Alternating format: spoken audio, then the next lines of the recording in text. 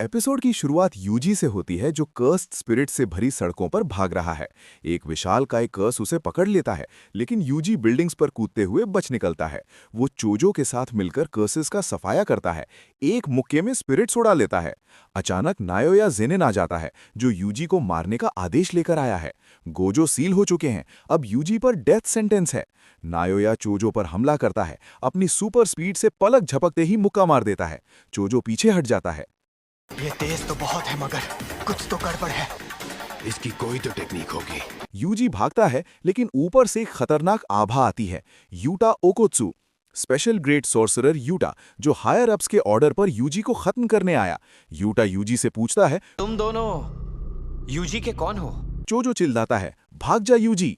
UG और Utah की high speed जंग शुरू। यूजी को लगता है यूटा के पास गोजो से भी ज्यादा कर्स्ड एनर्जी है। दोनों की टक्कर से आसपास सब तबाह। तुमने गौर किया, मेरी शापित ऊर्जा गोजो सर से भी कहीं ज्यादा है, पर उनके पास 6 आइज शक्ति है। इधर चोजो नायोया से भिड़ता है, लेकिन नायोया बहुत तेज है। यूटा अपनी टूटी तलवार से यूजी पर हमला करता है। यूजी हवा में पकड़ा जाता है। फाइट इंटेंस हो जाती है। यूजी के सीने में तलवार घुस जाती है। यूटा कहता है, माफ करना यूजी। Screen black. यूजी की मौत। एपिसोड यहीं क्लिफ हैंगर पर खत्म। बैकग्राउंड में जेनिन क्लैन का ड्रामा, नायोया का attack, Mickey Fushiguro clan head बनने की ओर, कलिंग गेम आर्क की सेटिंग, जहां जापान के 10 एरियाज में जुत्सु सॉर्सरर्स की बैटल रॉयल शुरू होने वाली है। एपिसोड की शुरुआत होती है नाओया जेनिन के साथ। वो चोसो पर स्पीड ब्लिट्स करता है। नाओया की स्पीड तो कमाल की है, लेकिन पावर थोड़ी कम है। वो चाकू निकालकर चोसो के पेट में घूम देता है और कहता है, वेपन्स यूज करना अनुकूल है। चोसो पहले तो दबाव में आ जाता है, लेकिन फिर अपना पूरा ब्लड मैनिपुलेशन टेक्निक अनलीश कर देता है। Blood wave, piercing blood, slicing exorcism और आखिर में सुपरनोवा। कंप्रेस्ड ब्लड की छोटी छोटी गेंदें शॉटगन की तरह फैल जाती हैं। नाओया बुरी तरह घायल हो जाता है। चोसो कहता है, अफसोस की बात है, मैं कभी नहीं समझ पाऊंगा कोई अपने भाई से नफरत कैसे कर सकता है। तुमने कभी सोचा भी है कि वीकर ब्रदर्स क्या सहते हैं? लेकिन ठीक उसी वक्त पीछे से यूटा उटकोत्सु आ जाता है। रीका के साथ वो चोसो को एक झटके में गिरा देता है। यूटा यूजी के मृत शरीर को घसीट कर लाता है और नाओया से कहता है, हायर अप्स को बता दो कि यूजी हितादोरी की एग्जीक्यूशन हो चुकी है। फिर वो रिवर्स कर्स टेक्निक से नाओया को ठीक भी कर देता है। नाओया चला जाता है। अब असली ट्विस्ट, यूटा यूजी को हील करता है। यूजी आंखें खोलता है और सबसे पहले पूछता है, मुझे क्यों बचाया? यूटा शांत स्वर में कहता है, तुम शिबुया की तबाही के लिए रिस्पॉन्सिबल नहीं हो। सुकुना ने वो सब किया, तुमने नहीं। यूजी अभी भी टूटा हुआ है। वो खुद को मॉन्स्टर मानता है, लेकिन यूटा उसे समझाता है कि अभी लड़ना बाकी है। अगर मुझे कुछ हो जाता है तो मैं चाहता हूं तुम फर्स्ट और सेकंड ईयर के स्टूडेंट्स का ख्याल रखो। इधर मेगुमी अपनी बहन सुमिकी को छोड़कर आता है। वो जानता है कि सुमिकी कलिंग गेम में फंस चुकी है। मेगुमी यूजी से मिलता है। दोनों दोस्तों की मुलाकात इमोशनल हो जाती है। यूजी घुटनों पर बैठ जाता है, दर्द से चीखता है और पूछता है, मेगुमी, मुझे एक बार फिर तुम्हारे साथ लड़ने दो। मेगुमी का चेहरा देखकर लगता है जैसे उसका दिल टूट गया हो, लेकिन वो सहमत हो जाता है। फिर सारी टीम इकट्ठी होती है। यूजी, मेगुमी, यूटा, चोसो, माकी जेनिन और यूकी त्सुकुमो। यूटा बताता है कि हायर अप्स को लगता है यूजी मर चुका है, इसलिए अब वो आज़ाद हैं। माकी पूरी तरह रिकवर हो चुकी है, जोगो से बचने के बाद। अब सबसे महत्वपूर्ण बात, कलिंग गेम। केंजाकू स्यूडो गेथू ने पूरे जापान में एक डेडली गेम शुरू कर दिया है। नए सॉर्सरर्स जाग चुके हैं। गेम के रूल्स बहुत कड़े हैं। हर प्लेयर को पॉइंट्स कमाने पड़ेंगे। पॉइंट्स ना कमाए तो कर्स टेक्निक छिन जाएगी। सुमिकी भी इस गेम में फंस गई हैं। मेगुमी का असली मकसद सुमिकी को बचाना है। टीम फैसला करती है कि सबसे पहले मास्टर टेनगेन से मिलना है। टेनगेन ही बता सकते हैं कि केंजाकू का असली प्लान क्या है और प्रिजन रेल्म से गोजो सेंसे को कैसे छुड़ाया जाए। एपिसोड खत्म होता है टीम के टेनगेन की तरफ जाने के साथ। यूजी अभी भी अंदर से टूटा हुआ है, लेकिन दोस्तों के साथ एक नई उम्मीद जाग रही है। यूटा आखिर में कहता है, हम हीरोज नहीं हैं, लेकिन हम लड़ सकते हैं। शिबुया इंसिडेंट के बाद बहुत से जुजुत्सु सोर्सरर मारे गए। यूजी ने फैसला किया कि वो जुजुत्सु हाई स्कूल में वापस नहीं लौटेगा। वो अकेले ही बचे हुए कर्सेस को खत्म करने का काम कर रहा था, लेकिन मेगुमी फुशिगुरा ने उसे रोक लिया और बताया कि उसकी सौतेली बहन सुमिकी अब कलिंग गेम में फंस चुकी है। यूजी, मेगुमी, यूटा उटकोत्सु, माकी जेनिन, यूकी त्सुकुमो और चोसो सब tomb of the star corridor में मास्टर टेंगेन से मिलने पहुंचते हैं। टेंगेन एक इमॉर्टल जैसी फिगर है जो कर्स्ड एनर्जी को बैलेंस रखती है। जब वो सामने आती है तो सब हैरान रह जाते हैं। उसका रूप बहुत अजीब है, यूजी तो सीधे पूछ बैठता है, आप लोग इतने वियर्ड क्यों दिख रहे हो? टेंगेन सबको केंजाकू के असली प्लान के बारे में बताती है। केंजाकू, जो सुगुरु गेतो के शरीर में छिपा हुआ है, असल में नारितोशी कामो का शरीर इस्तेमाल कर रहा था।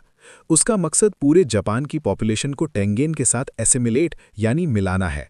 इससे सारी मानवता एक हाइव माइंड में बदल जाएगी, जैसे इवेंजेलियन में इंस्ट्रूमेंटैलिटी प्रोजेक्ट।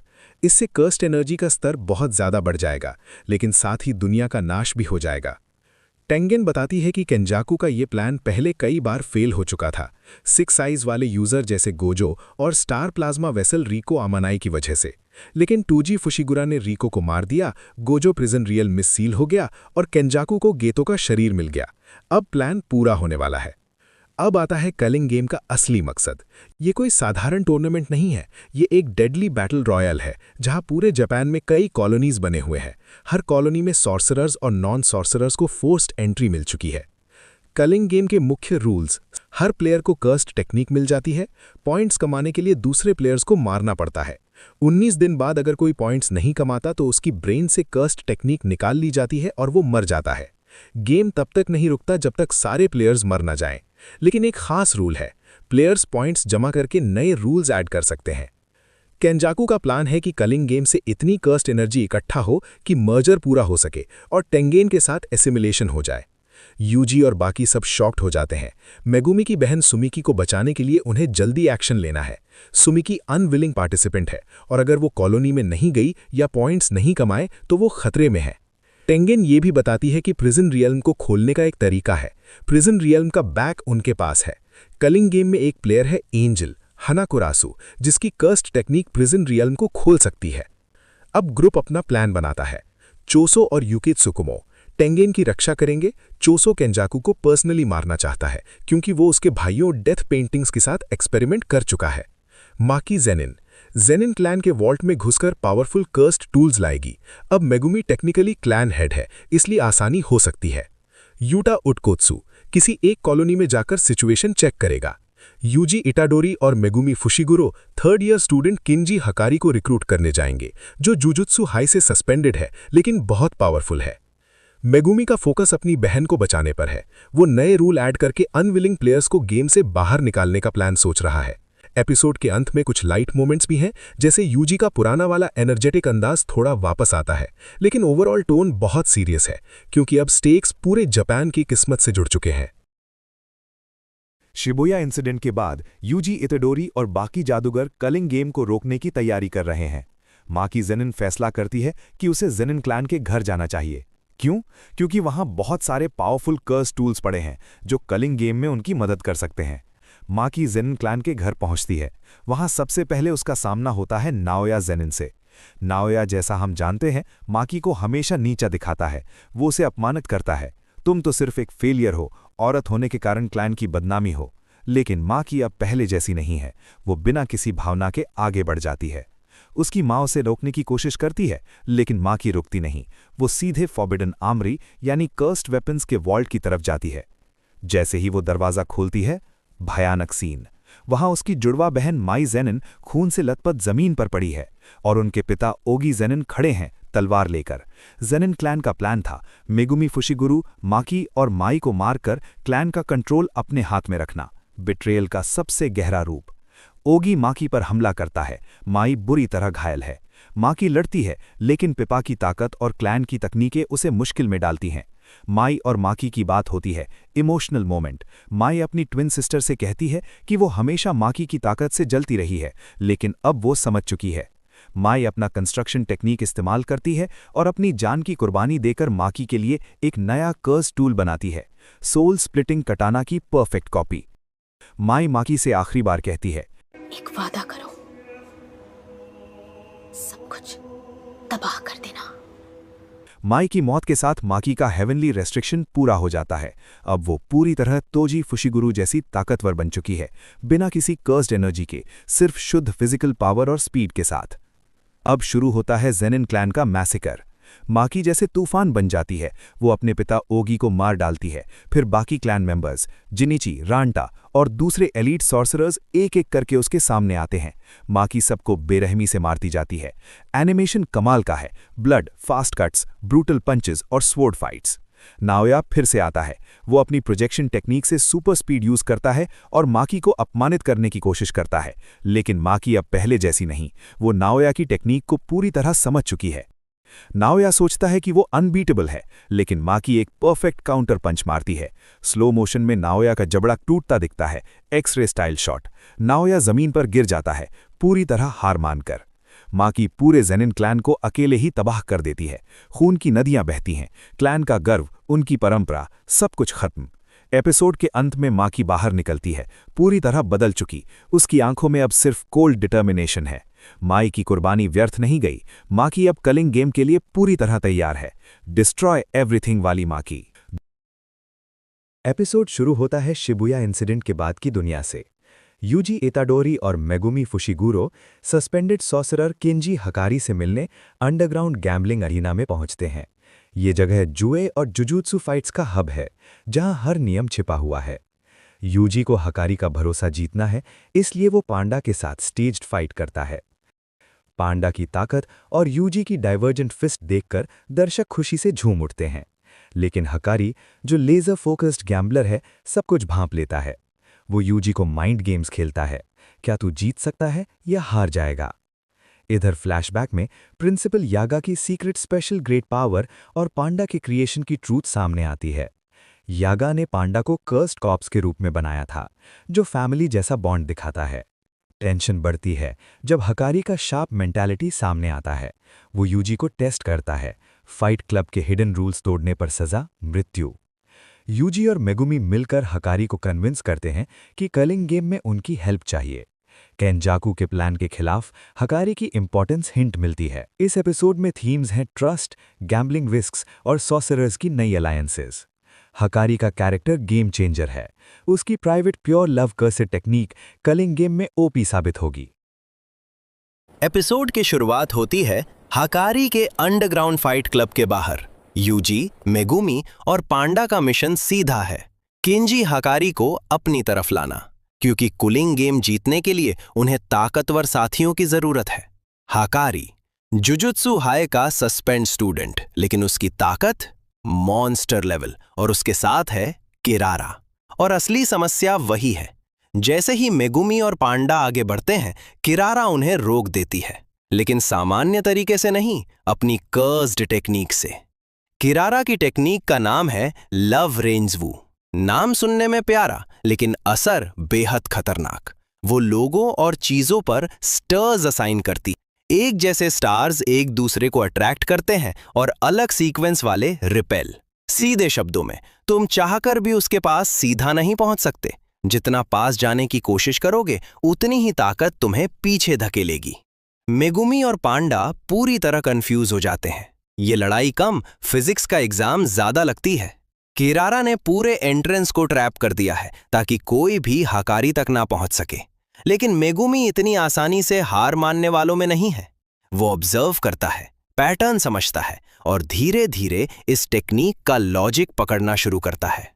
यही मेगुमी की असली ताकत है, सिर्फ ब्रूट फोर्स नहीं, बल्कि बैटल आईक्यू। उसे समझ आता है कि सीधा हमला काम नहीं करेगा, उसे सिस्टम तोड़ना होगा, और यहीं से गेम पलटना शुरू होता है। दूसरी तरफ यूजी के अंदर का कॉन्फ्लिक्ट और गहरा हो जाता है। शिबुया के बाद वो खुद को इंसान कम और एक टूल ज्यादा मानने लगा है। उसके लिए अब जीवन का मतलब है बस काम करना, जरूरत पड़े तो मर जाना, बस एक कॉग बनना, एक मशीन का हिस्सा।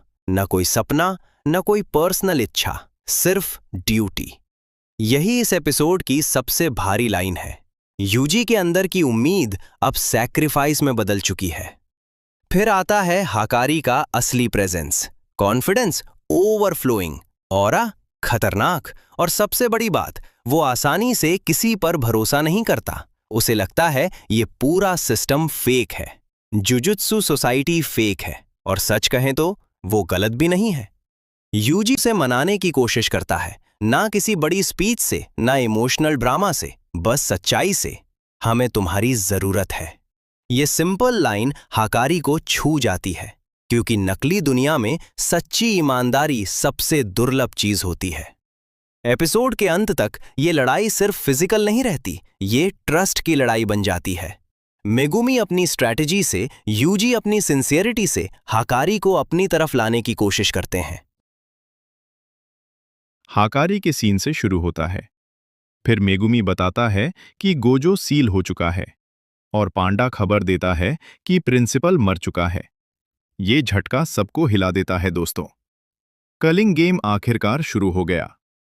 यूजी, मेगुमी, यूता और बाकी लोग टोक्यो नंबर 1 कॉलोनी के बैरियर पर पहुंचते हैं।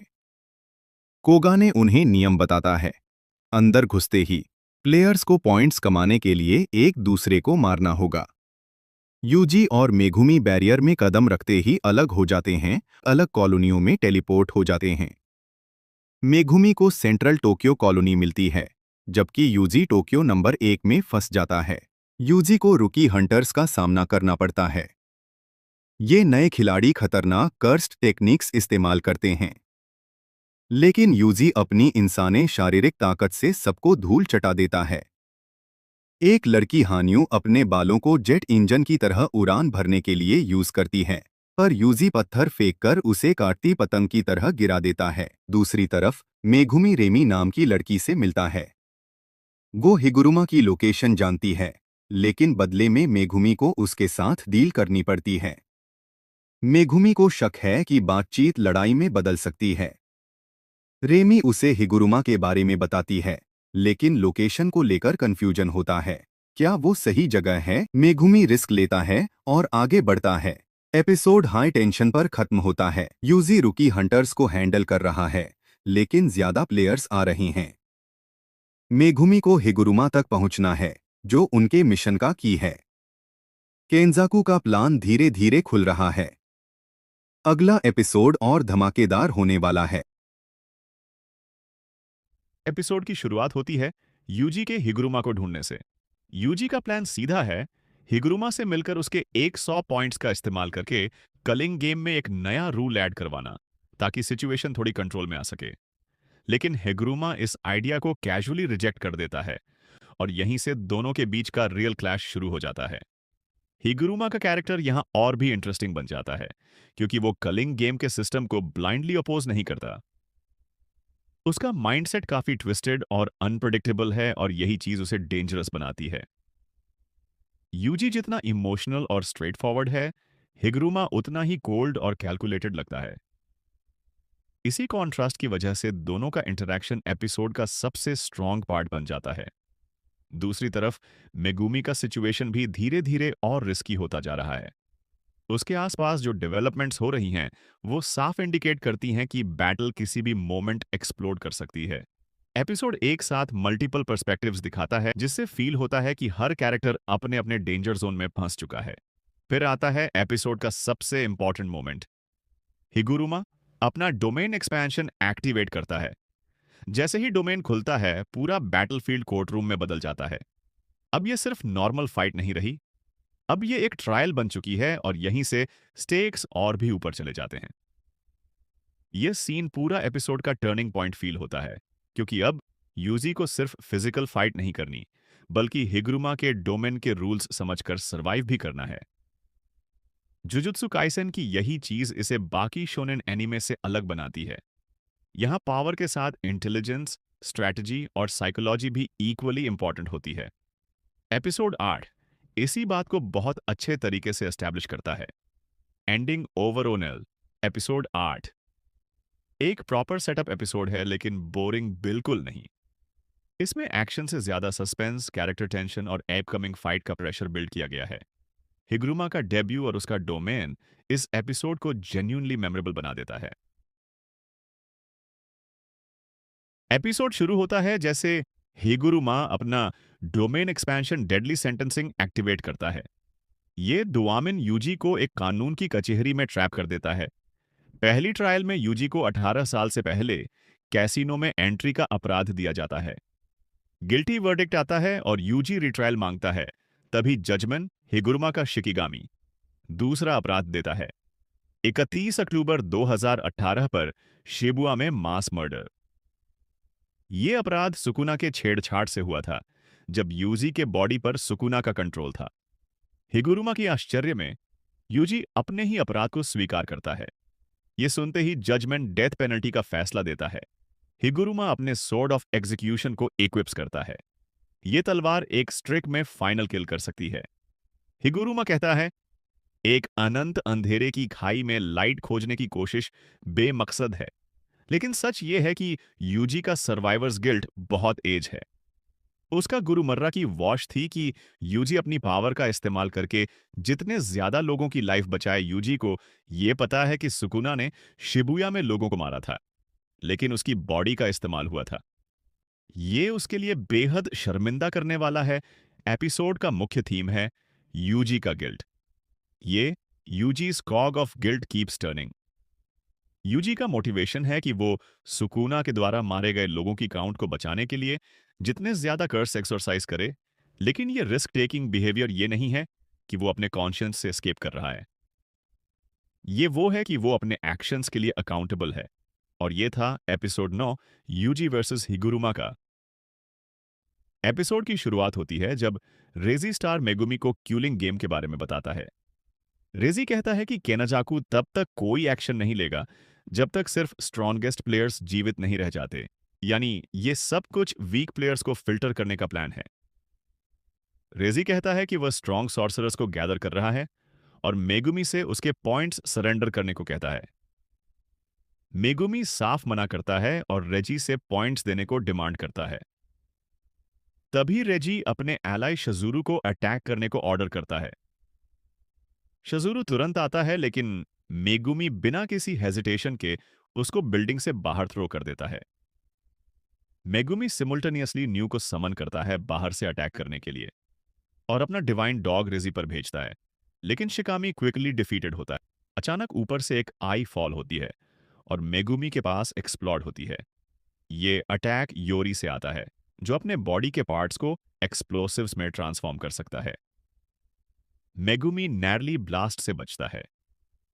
सिचुएशन और कॉम्प्लिकेटेड होती है जब रेमी मेगुमी को रिस्ट्रेन करने की कोशिश करता है। योरी रेमी की सेफ्टी की कोई कंसर्न नहीं दिखाता और उसे भी अटैक करता है। रेमी कंटिन्यूज टू रेजी की साइड लेती है और मेगुमी से प्रॉमिस करने को कहती है कि वह उसे प्रोटेक्ट करेगा, जैसे रेजी ने किया था। तभी चिसुरू रीअपियर करता है, लेकिन क्योगेन की अनाउंसमेंट से मोमेंट इंटरप्ट होता है। गेम में एक न्यू रूल ऐड किया गया है। यह अनाउंसमेंट मेगुमी के माइंडसेट में मैसिव शिफ्ट लाता है। वह एग्रेसिव होता है और अब किल करने के क्लियर इंटेंशन से फाइट करता है। मेगुमी चिसुरू को बिल्डिंग से बाहर फोर्स करता है, लेकिन इस टाइम वह बाहर फॉलो करता है। स्ट्रीट बिलो फॉल करते समय मेगुमी चिसुरू के हेड पर स्लैश करता है। अब मेगुमी पॉइंट्स कलेक्ट करने की कंसर्न नहीं है, वह पूरी तरह से सर्वाइवल पर फोकस कर रहा है। लेकिन बैटल अभी एंड नहीं हुई। रेजी और योरी दोनों मेगुमी को किल करने मूव करते हैं और तभी फुमिहिको तकाबा अनएक्सपेक्टेडली फाइट में ज्वाइन करता है। ये एक एस्पायरिंग कॉमेडियन है जो कॉमिकली ड्रेस करता है और बिजार स्टाइल में स्पीक करता है। तकाबा प्रोटेस्ट करता है कि 2v1 अनफेयर है और क्लेम करता है कि अटैक से कोई डैमेज नहीं हुआ, जबकि वह विजिबली इंजर्ड है। ताकाबा की हेल्प मेगुमी एक्सेप्ट करता है और ताकाबा तुरंत काउंटर अटैक करता है। एक फ्लाइंग केक देता है जो ऊरी को क्रैश कर देता है। रेजी अपने एबिलिटी और रिवील करता है। वह एक रिसीप्ट यूज करके सर्फबोर्ड मटेरियलाइज करता है, allowing him to move across water और अटैक से अवॉइड करता है। फाइट ब्रीफली पॉज होती है जब रेजी अपने टेक्निक की ट्रू एक्सटेंट डेमोन्स्ट्रेट करता है। एक स्पा की रिसीप्ट यूज करके वह इंस्टेंटली अपने बॉडी को रिफ्रेश करता है, जबकि मेगुमी इंजर्ड और एक्सहास्टेड रह जाता है। फाइनल मोमेंट्स में सब कुछ शिफ्ट होता है। मेगुमी अपनी domain expansion chimera shadow garden activate करता है। यह बैटल को अपने फेवर में टर्न कर देता है और रेजी को कोई एस्केप नहीं रह जाता। यह एपिसोड मेगुमी की रूथलेसनेस, ज़ेनिन नेचर और सर्वाइवल इंस्टिंक्ट को पूरी तरह दिखाता है। तकाबा का अपीयरेंस बैटलफील्ड पर प्योर कियोस क्रिएट करता है और मेगुमी की डोमेन एक्सपेंशन इस आर्क का सबसे क्रिटिकल मोमेंट है। एपिसोड की शुरुआत मेगुमी की domain expansion chimera shadow garden से होती है। हालांकि यह डोमेन अभी भी पूरी तरह से परफेक्ट नहीं है, लेकिन इसके अंदर मेगुमी की ताकत कई गुना बढ़ जाती है। पूरा मैदान उसकी परछाइयों से भर जाता है और वह हर दिशा से हमला करने लगता है। लेकिन रेजी स्टार भी कोई साधारण प्रतिद्वंदी नहीं है। वह अपनी हॉलो विकर बास्केट तकनीक का इस्तेमाल करके डोमेन के प्रभाव को काफी हद तक रोक देता है। इसके बाद दोनों के बीच केवल ताकत की नहीं बल्कि बुद्धि और रणनीति की भी लड़ाई शुरू हो जाती है। मेगुमी अपने आसपास के वातावरण का फायदा उठाता है। वह इमारतों, पानी और अपनी शैडो टेक्निक का उपयोग करके रेजी को लगातार भ्रमित करता रहता है। हर बार जब रेजी को लगता है कि उसने मेगुमी को समझ लिया है, मेगुमी एक नई चाल चल देता है।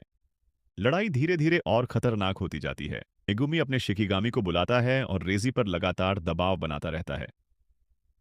दूसरी तरफ रेजी अपनी रिसीट टेक्निक के जरिए अलग अलग चीजों को वास्तविकता में बदलकर जवाब देता है। दोनों अपनी पूरी क्षमता के साथ लड़ते हैं। आखिरकार मेगुमी की योजना सफल हो जाती है। वह रेजी को ऐसी स्थिति में फंसा देता है जहां से बच निकलना लगभग असंभव हो जाता है। लंबे संघर्ष के बाद रेजी हार मान लेता है। मरने से पहले वह अपने कलिंग गेम पॉइंट्स मेगुमी को ट्रांसफर कर देता है और साथ ही कुछ रहस्यमयी बातें भी कहता है जो आने वाली घटनाओं की ओर इशारा करती हैं। इसी दौरान हमें ताकाबा का एक मजेदार पल भी देखने को मिलता है। उसकी अजीब लेकिन बेहद शक्तिशाली क्षमता एक बार फिर सभी को हैरान कर देती है। गंभीर माहौल के बीच यह सीन थोड़ी कॉमेडी भी लेकर आता है, लेकिन असली धमाका एपिसोड के अंत में होता है। कहानी अब सेंडाई कॉलोनी की ओर बढ़ती है, जहां एक नया और बेहद खतरनाक चरण शुरू होने वाला है। तभी एंट्री होती है युता ओकत्सुकी। एक स्पेशल ग्रेड कर्स एक छोटी बच्ची पर हमला करने वाला होता है, लेकिन युता पल भर में उसे खत्म कर देता है। बिना किसी दिखावे के वह कर्स को आसानी से परास्त कर देता है और बच्ची को सुरक्षित बचा लेता है। यह छोटा सा सीन दिखाने के लिए काफी है कि युता आखिर कितना शक्तिशाली है। उसकी मौजूदगी क्यूलिंग गेम को पूरी तरह बदल सकती है। अब मेगुमी के बाद युता भी मैदान में उतर चुका है और आने वाले एपिसोड्स पहले से कहीं ज्यादा खतरनाक और रोमांचक होने वाले हैं।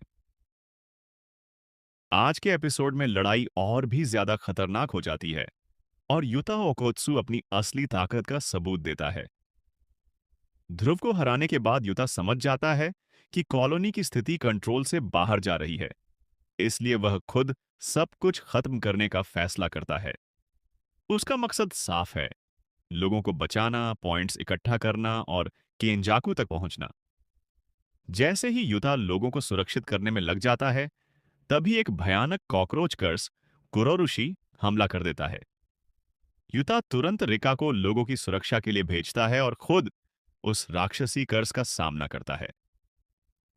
कुरोरुशी बेहद खतरनाक दुश्मन साबित होता है, जो खून और कीड़ों का इस्तेमाल करके युता पर लगातार दबाव बनाता है। युता के पास मौका होता है कि वह अपनी रिवर्स कर्स्ड टेक्निक का इस्तेमाल करके लड़ाई जल्दी खत्म कर दे, लेकिन वह अपनी शक्तियों को दुश्मनों के सामने उजागर नहीं करना चाहता। लेकिन जब कुरोरुशी उसे पूरी तरह घेर लेता है, तब युता को अपनी हीलिंग क्षमता का इस्तेमाल करना पड़ता है। अपनी समझदारी और जबरदस्त रणनीति से वह कुरोरुशी को मात देता है और आखिरकार उसे खत्म कर देता है। लेकिन कहानी यहीं खत्म नहीं होती। तभी मैदान में ताकाको उरो की एंट्री होती है, जो आते ही युता पर हमला कर देती है। उसकी तकनीक स्पेस को मोड़ सकती है, जिसकी वजह से युता के लिए उस पर सीधा वार करना लगभग नामुमकिन हो जाता है। युता पहले बातचीत करने की कोशिश करता है, लेकिन हालात और ज्यादा बिगड़ जाते हैं। इसी दौरान इशिगोरी रयू भी लड़ाई में शामिल हो जाता है और अब यह मुकाबला 3 तरफा युद्ध बन जाता है। रयू को लगता है कि यह दोनों विरोधियों को एक साथ खत्म करने का सही मौका है। वह अपनी जबरदस्त कर्स्ड एनर्जी ब्लास्ट्स छोड़ता है और युता समझ जाता है कि सिर्फ ताकत के भरोसे यह लड़ाई नहीं जीती जा सकती। तभी युता रिका को पूरी तरह प्रकट करता है। यहीं से लड़ाई का स्तर और भी ऊंचा हो जाता है। रिका उसकी ऊर्जा वापस पाने में मदद करती है और मुकाबले को संतुलित बना देती है। अब तीनों योद्धा लगातार एक दूसरे पर हमले करते हैं और पूरा युद्ध क्षेत्र तबाही का मैदान बन जाता है। फिर वह पल आता है जिसका सभी इंतजार कर रहे थे, डोमेन एक्सपेंशन। ऐसा लगता है कि अब लड़ाई अपने अंतिम चरण में पहुंच चुकी है, लेकिन तभी कुरोरुशी एक बार फिर बीच में आ जाता है और पूरे डोमेन को बाधित कर देता है। इस अचानक हुए हमले से सभी का संतुलन बिगड़ जाता है। मौके का फायदा उठाकर कुरोरुशी ताकाको का हाथ काट देता है, लेकिन अगले ही पल रियू का शक्तिशाली हमला उसे हमेशा के लिए खत्म कर देता है। अब मैदान में सिर्फ युता और रियू बचते हैं। दोनों अपनी पूरी ताकत के साथ एक दूसरे पर टूट पड़ते हैं। रियू अपना सबसे बड़ा ब्लास्ट युता पर दागता है, लेकिन युता चतुराई दिखाते हुए ताकाको की तकनीक का इस्तेमाल करता है और उस हमले को आसमान की ओर मोड़ देता है। आखिरकार युता अपनी बुद्धि और रणनीति के दम पर रियू को हरा देता है। रियू जिंदा तो रहता है, लेकिन पूरी तरह हार चुका होता है। हार मानते हुए वह अपने सभी पॉइंट्स युता को दे देता है। ताका को भी अपने पॉइंट्स ट्रांसफर कर देती है, लेकिन जाने से पहले वह युता को चेतावनी देती है कि आगे उसका सामना ऐसे दुश्मनों से होने वाला है जिनकी असली ताकत का उसे अब भी अंदाजा भी नहीं है। और इसी रहस्य और रोमांच के साथ यह शानदार एपिसोड खत्म हो जाता है।